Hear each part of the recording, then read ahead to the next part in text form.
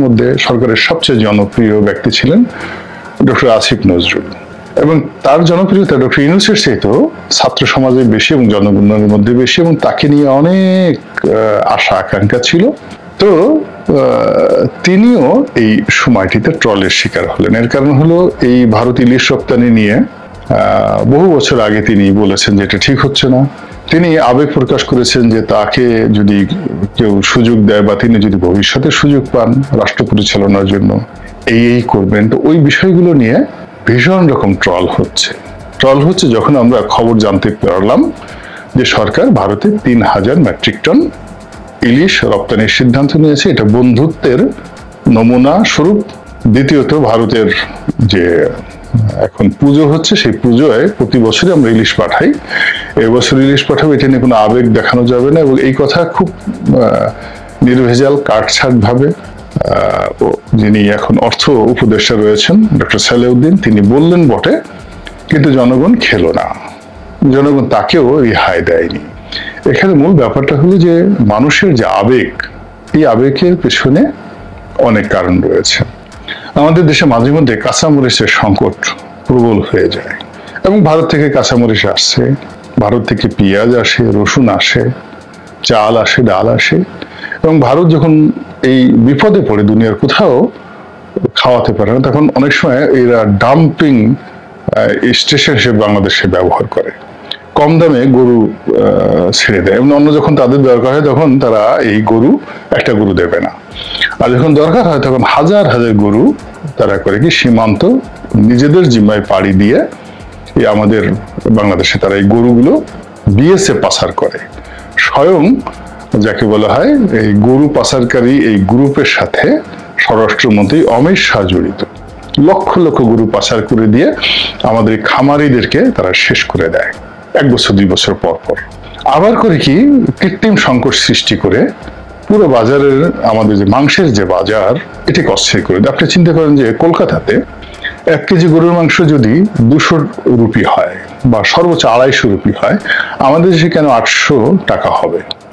এই জিনিসটা করে রেখেছে ভারত মূলত তাদের যে গরু, অর্থাৎ তারা একটা এক্সপোর্ট কোয়ালিটির গরু তৈরি করে, এবং তাদের গরুর যে উৎপাদন, এবং কখনো কখনো দেখা যাচ্ছে যে চাষাবাদের অনুপযোগী হয়ে যায়, সেই গরুগুলোকে বাংলাদেশে তারা এই ডাম্পিং স্টেশন হিসেবে পাঠায়। পেঁয়াজ টিয়াজ থেকে শুরু করে চাল ডাল আটা মদের ক্ষেত্রে একই অবস্থা।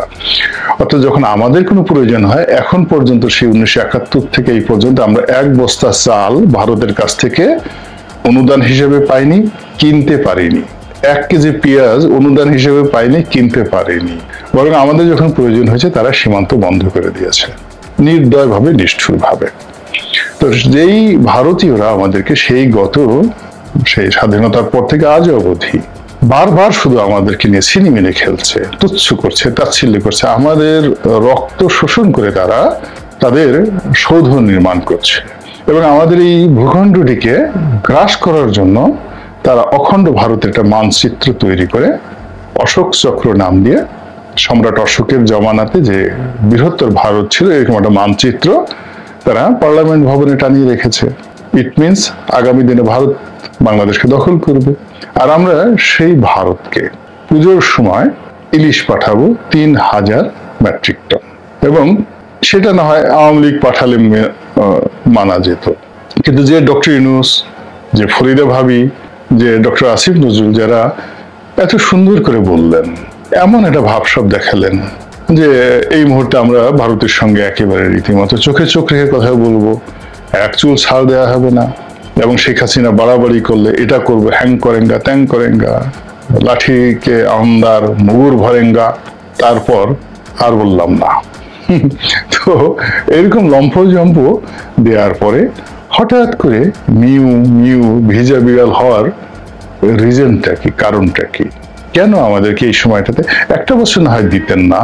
মানুষের সেন্টিমেন্টকে, আপনি তো সেন্টিমেন্টের উপর ভরসা করে আসছেন। আমরা তো জনগণ ডক্টর মোহাম্মদ ইউনূসকে ভোট দেইনি, তাকে বানাইনি, আমাদের আবেগের উপর আপনি বসে আছেন। সেই আবেগটাকে না হয় এই 1 বছর যদি আপনারা সম্মান করতেন, যে জনগণের এই আবেগকে সম্মান করে আমরা এই বছর দিতে পারলাম না, যদি রেড একটা চিঠি দেওয়া হতো যে উই আর সরি, আগামী বছর আমরা দেখব। কি হতে এমন বলেন? তা না করে এই যে এখন বীরের মতো 3000 মেট্রিক টন যে ইলিশ রপ্তানির সিদ্ধান্ত নেওয়া হলো, হয়তো 3000 টন যাবে না, 1000 টন যাবে বা 4000 টন যেতে পারে। সীমান্ত দিয়ে পাচার হয়ে আরো 10,000 টন যেতে পারে, ডাজ নট ম্যাটার। কারণ আপনি যখন রপ্তানির অনুমতি দিবেন তখন চোরা কারবারিরাও বসে থাকবে না। তারা চিন্তা করবে যে যদি সীমান্ত দিয়ে আমরা এটা পাঠানোর পরে আমাদের যে এই লাভ হয়, ঢাকা শহরে 1500 টাকা করে কেজি নদীতে ইলিশ, সেই ইলিশ এখন কলকাতাতে যদি 3000 টাকা করে বিক্রি হয় এবং পার কেজিতে যদি চোরা কারবারিরা 200 টাকা করে লাভ করতে পারে, তাহলে 1 মণ ইলিশ যদি সে প্রতিদিন পাচার করে তাহলে তার 8000 টাকা লাভ। সে যদি 10 মণ ইলিশ পাচার করতে পারে তার কত লাভ হয়ে যাবে? 80,000 টাকা তার লাভ।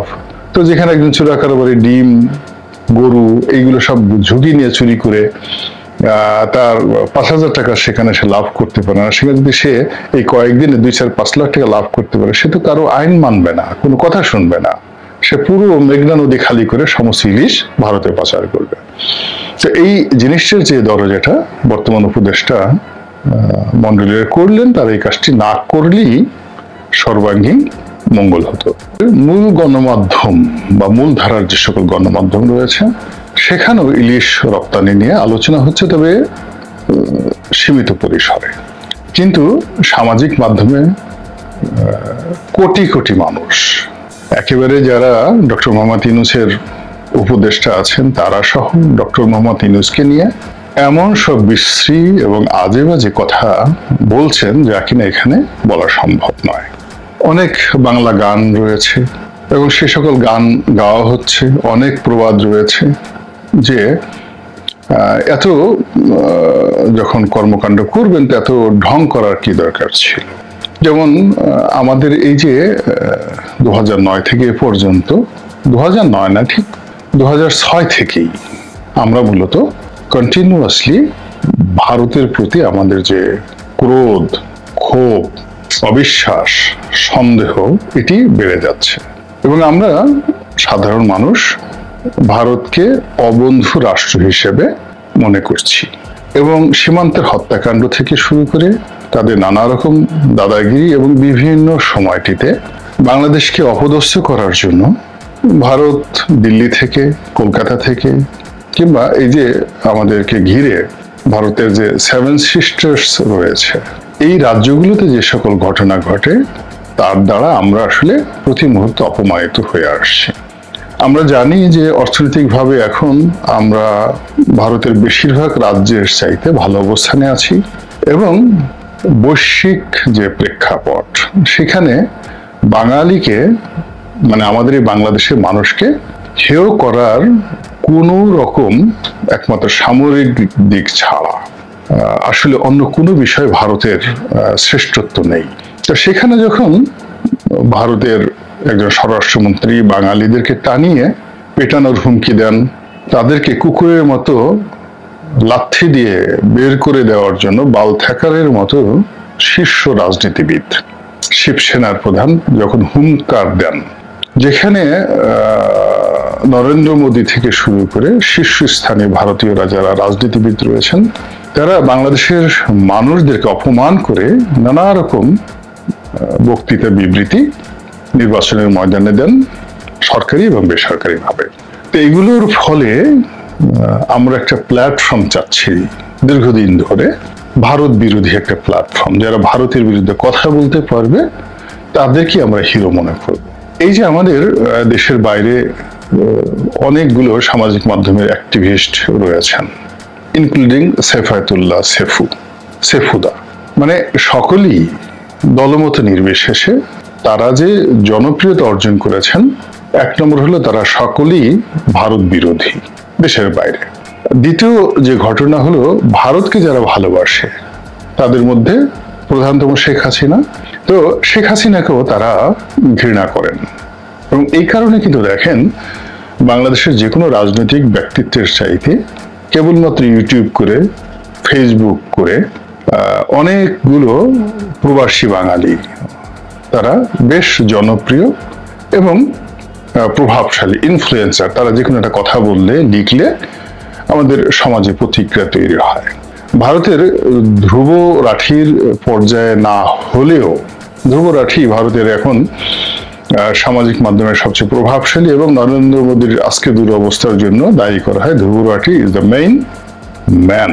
তো এরকম আমাদের সামাজিক মাধ্যমে এরকম কোনো ধ্রুব রাঠি নেই, কিন্তু যার যার অবস্থানে অনেকেই কিন্তু অন্তত 10 লাখ থেকে শুরু করে 1 কোটি মানুষের উপর প্রভাব বিস্তার করেন, এরকম অনেক সোশ্যাল অ্যাক্টিভিস্ট তৈরি হয়ে গিয়েছেন।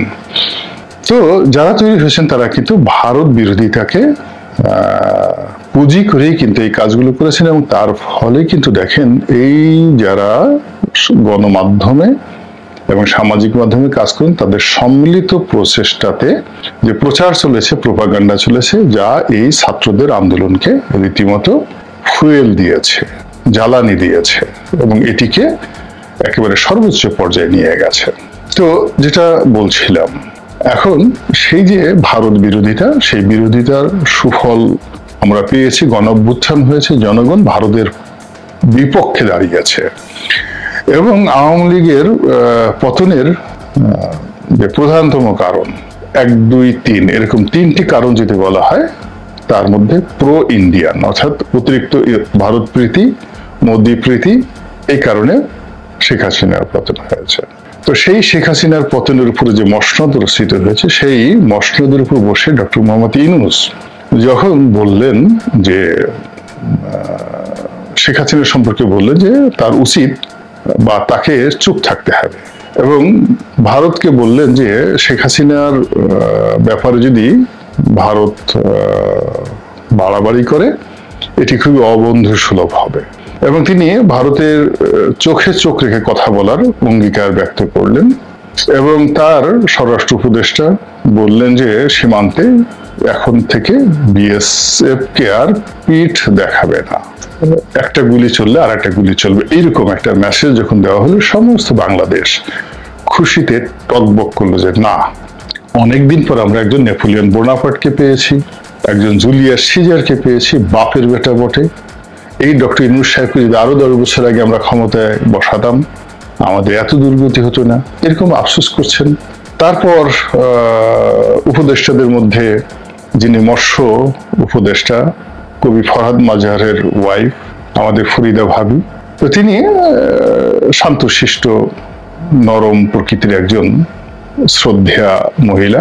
তো তিনি যখন বললেন যে ইলিশ ভারতে রপ্তানি করা হবে না, মানুষ তাকে একেবারে রীতিমতো লেডি উইথ দ্য ল্যাম্প, কিংবা তাকে ইন্দিরা গান্ধী অথবা মার্গারেট থ্যাচার বা মেনাহাম বেগিন, ইসরায়েলের যে মন্ত্রী ছিলেন, প্রধানমন্ত্রী ছিলেন মেনাহাম বেগিন, তো তাদের মতো লৌহ মানবী বানিয়ে ফেললেন এই ফরিদা আপাকে বা ফরিদা ভাবিকে। যে কথা তো এরকম হওয়া উচিত, করবো না ভারতে ইলিশ রপ্তানি, আমাদের ইলিশ বেশি হলে আমরা পচিয়ে ফেলবো, কিন্তু আমরা ভারত আমাদেরকে এত কষ্ট দিয়েছে, আমরা তাদেরকে ইলিশ খেতে দেবো না। অন্যদিকে এই সরকার যখন শুরু করলো